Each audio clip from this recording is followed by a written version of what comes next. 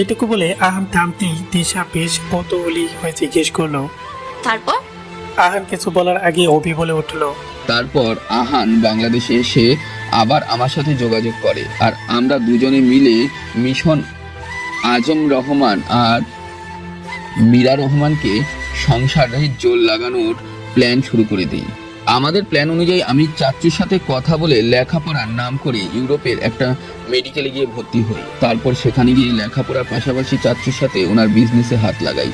চাচু বিজনেসে জয়েন করার অবশ্য অন্য একটা কারণ ছিল, তবে আস্তে আস্তে চাচু আমাকে ওনার সব কোম্পানি দেখাশোনা করার দায়িত্ব দেন, আর আমি খুব অনেস্টলি আমার দায়িত্বগুলো পালন করতে থাকি। এভাবেই সময়টা চলে যাচ্ছিল। এর মধ্যে আমি প্রত্যেক দিন মেঘের সব খাবার খবর আহানাকে জানাতাম, কারণ আহান সবসময় শুধু মেঘের ব্যাপারেই জানতে চাইতো। অন্য কোনো ব্যাপারে ওর কোনো রকমের ইন্টারেস্টই ছিল না। থাকবেই বা কি করে, সে তো তখন দিন দুনিয়ার সব প্ল্যান ভুলে গিয়ে মেঘের প্রেমে হাবুডুবু খাওয়ায় ব্যস্ত ছিল। আর হাবুডুবু খেতে খেতে সে এতটাই বিভোরে হয়ে গিয়েছিল যে সে উড়ে উড়ে আবার ইউরোপেই চলে আসে। ইউরোপে এসে আবার চাচুর সাথে দেখা করে, তবে এইবার উনি চাচুর সংসার জোড়া লাগাতে নয়, নিজের সংসার গড়তে গিয়েছিলেন। এইটুকু বলে অভি ফিক করে হেসে দেয়। মেঘ ভ্রু নাচিয়ে সন্দিহান কণ্ঠে বলে। মানে? অভি হাসতে হাসতে বলল। মনে হলো তিনি এইবার চাচুর কাছে নিজের বিয়ের প্রস্তাব নিয়ে আসেন, আর চাচুর সামনে দাঁড়িয়ে ওনাকে সরাসরি বলে দেয় যে আমি মেঘকে ভীষণ ভালোবাসি আর ওকে আমার বউ করে নিয়ে যেতে চাই। কথাটা চাচুর কানে যাওয়ার সাথে সাথে উনি আহানের গালে কষিয়ে একটা চড় মেরেছিলেন। তবে সেই চড়টা পুরো অফিসের মানুষে কেঁপে উঠে। আমাদের মজনু বাবাজি কিছুই হয়নি। তিনি সবার সামনে দাঁড়িয়ে চাচুকে চ্যালেঞ্জ করে বলে এসেছেন যে আমি যদি বিয়ে করি তাহলে আপনার মেয়েকেই বিয়ে করব। আপনার এতই যখন ক্ষমতা, পারলে আপনি আপনার মেয়েকে আটকে রাখে দেখান। কথাটা বলেই আহান চলে এসেছিল ঠিকই, বাট চাচু ভীষণ ঘাবড়ে গিয়েছিল, আর তারপর থেকে উনি মেঘের সিকিউরিটি আরো বাড়িয়ে দিয়েছিল। অভির কথা শুনে মেঘের মাথা বন বন করে ঘুরতে শুরু করলো। ও বিশ্বাসই করতে পারছে না যে আহান ওকে এতটা ভালোবাসে। মেঘ এক হাতে মাথার উপর রেখে ড্যাব ড্যাব করে আহানের দিকে তাকালো, আর আহান রেখে অভির গায়ে কতগুলো কিল ঘষে বসিয়ে দিল। তারপর তাতে দা চেপে বলল। এসব ফালতু কথা বলতে তোকে কে বলেছে? ননসেন্স। কাজের কথার বাইরে যদি একটাও আজাইরা কথা বলেছিস তাহলে তোর জামা কাপড় খুলে তোকে আমি ডাস্টবিনের মধ্যে দাঁড় করিয়ে রাখবো বলেছিলাম। আহানের কথা শুনে অভি নাক ফুলিয়ে বলল। আমি তোর উপর করছিলাম, আর তুই আমার বোন আর বউয়ের সামনে আমার মান সম্মান নিয়ে টানাটানি করেছিস। ছি! এই জন্যই গুণীজনেরা বলে কখনো কারোর উপকার করতে নেই, উপকারীদের দাম মানুষ কখনো দেয় না। অভির কথা শুনে আহান ওর দিকে তীক্ষ্ণ দৃষ্টিতে তাকালো। অভি একটা টনকের ভাব নিয়ে বলা শুরু করলো। তারপর থেকেই আহানের একমাত্র লক্ষ্য হয়ে ওঠে মেঘকে পাওয়া। ও বাকি সব প্ল্যান ভুলে গিয়ে মেঘকে কিডন্যাপ করে বাংলাদেশে নিয়ে যাওয়ার সিদ্ধান্ত নেয়। কিন্তু কিডন্যাপ করার আগেই ঘটে আরেক কাণ্ড।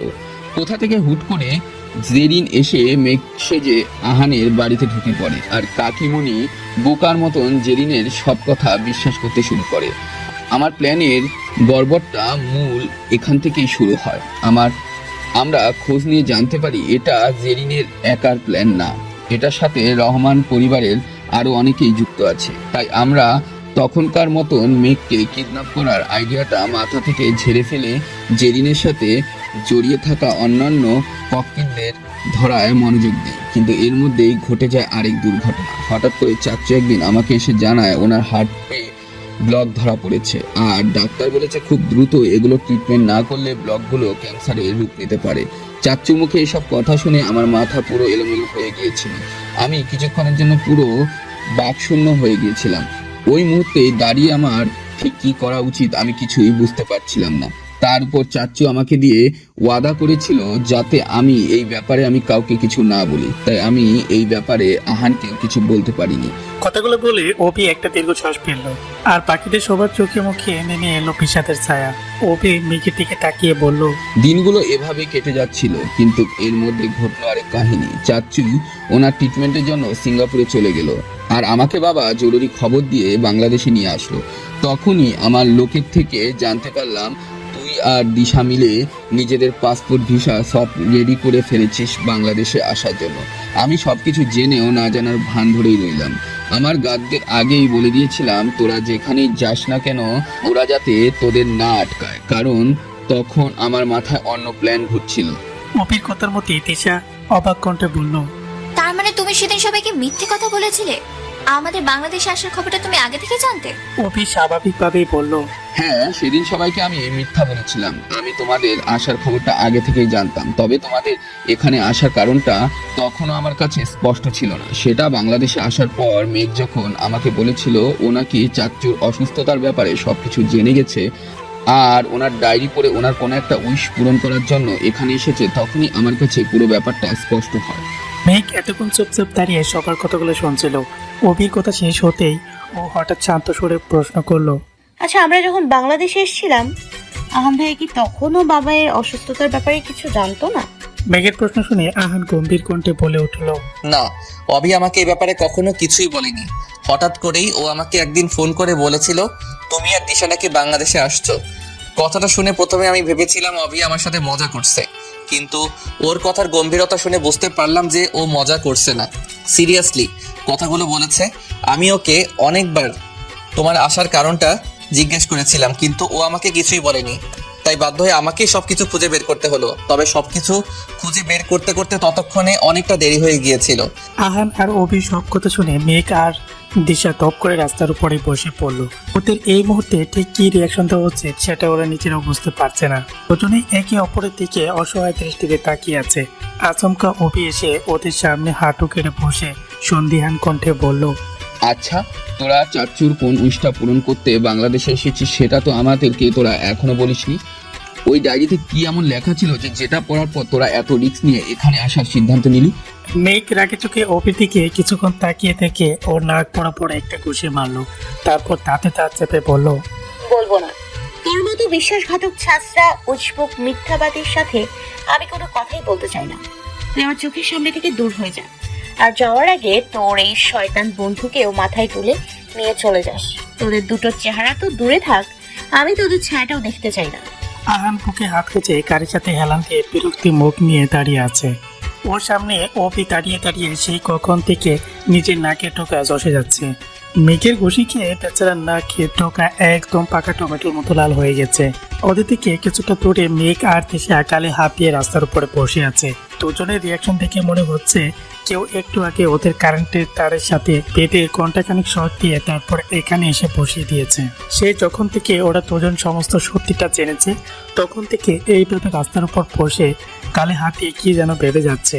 ওদের এই অদ্ভুত কাহিনী দেখতে দেখতে আহানের বিরক্তিতে রীতিমতো মেজাজটা খারাপ হয়ে গেল।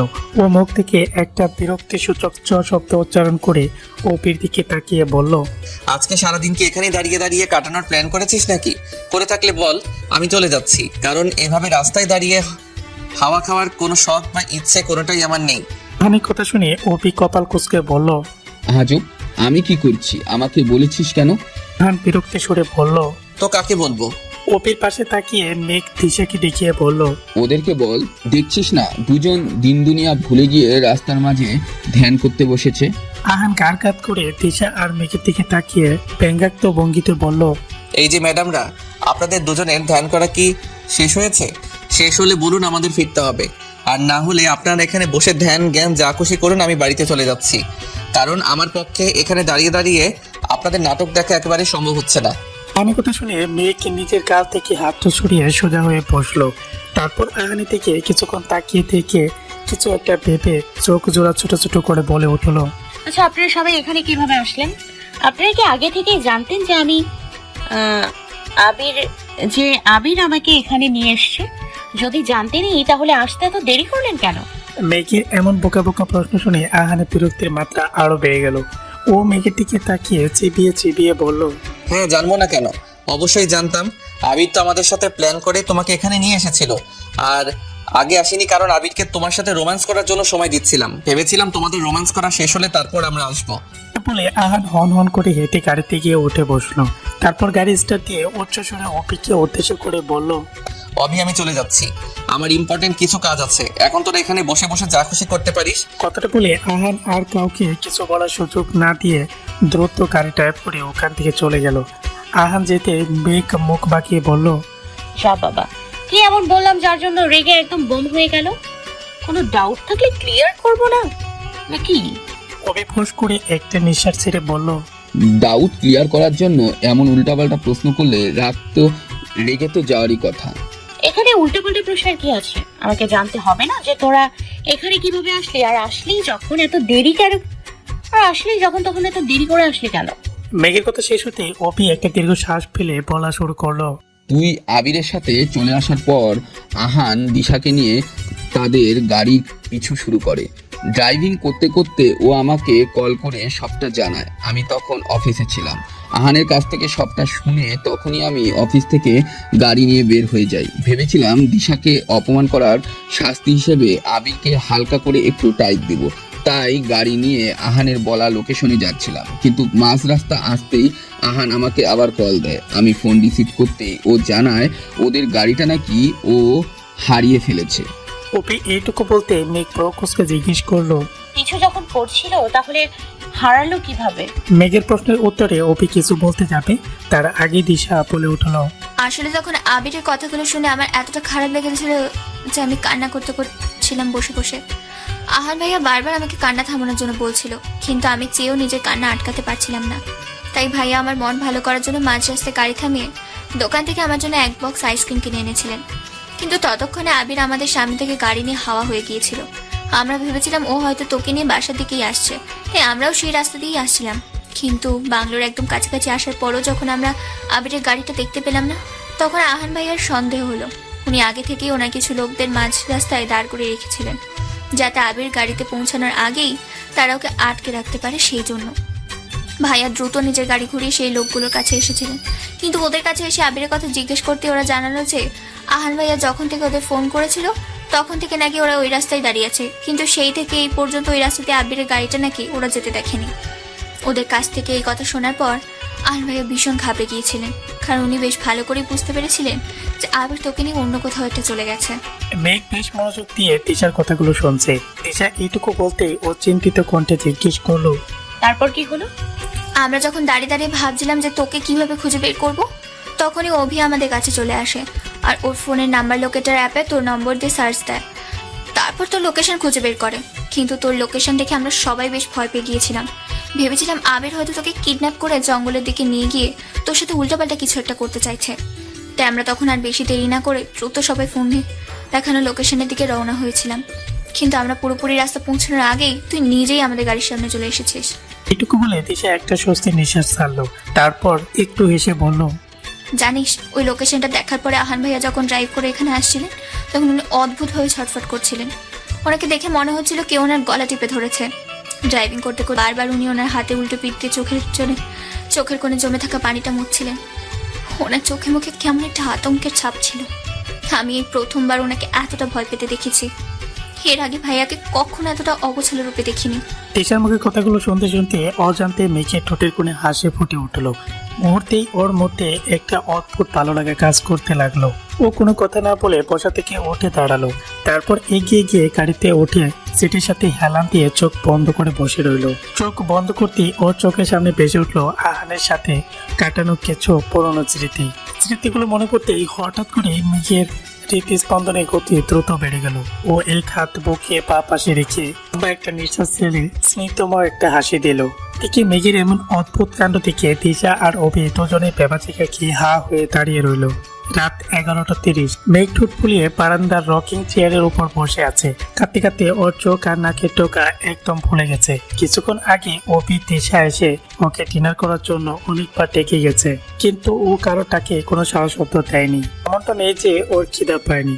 সারাদিন না খেয়ে থাকার কারণে খিদেতে ওর পেট চলে যাচ্ছে, কিন্তু বাড়িতে আসার পর যা হলো তাতে ওর খাওয়া দাওয়া একদম বন্ধ হয়ে গেছে। আসলে অভি, দিশা আর মেঘ বাড়িতে ফিরে দেখতে পায় আবির আজম রহমানের সাথে ড্রয়িং রুমে বসে আছে। ওর হাতে আর মাথায় একটা ব্যান্ডেজ করা। এটা দেখে মেঘের রাগ উঠে যায়। তাই ওর আগে ফুসতে ফুসতে আবিরের কাছে গিয়ে বলে, আহার নাকি আপনার হাতে গুলি করেছে? কতটা আঘাত লেগেছে দেখি। কথাটা বলে মেঘ আবিরের হাত চেপে ধরে ওর হাত থেকে টেনে ব্যান্ডেজগুলো খোলার চেষ্টা করে। এটা দেখে আবির ভীষণ ঘাবড়ে যায়। তাই ও আর কোনো উপায় না পেয়ে হাত চেপে ধরে ফ্লোরের উপর বসে পড়ে। তারপর ব্যথা কুকরি ওঠার নাটক করে বলে, মেঘ কি করলে এটা? আমার হাতে প্রচন্ড পেন হচ্ছে তো। আবিরের কথা শুনে মেঘ হাঁটু কেড়ে ওর সামনে বসে পড়ে। তারপর আবার ওর হাত ধরে ব্যান্ডেজ খুলতে খুলতে বলে, তাই নাকি? কতটা পেইন হচ্ছে একটু দেখি। আবির ব্যান্ডেজের উপর নিজের হাত চেপে ধরে চিল্লাচ্ছে আর ব্যথার নাটক করছে, আর মেঘ ওর হাত ছড়িয়ে ব্যান্ডেজটা টেনে খোলার চেষ্টা করছে। ওদের দুজনের মধ্যে এক প্রকার দস্তাদস্তি শুরু হয়ে গেছে। ওদেরকে এমন দস্তাদস্তি করতে দেখে আজম রহমান এগিয়ে এসে মেঘের হাত ধরে টেনে এক ঝটকায় উঠিয়ে দাঁড় করালেন, আর মেঘকে উদ্দেশ্য করে ধমকে সুরে বললেন, এটা কোন ধরনের অসভ্যতা মেঘ?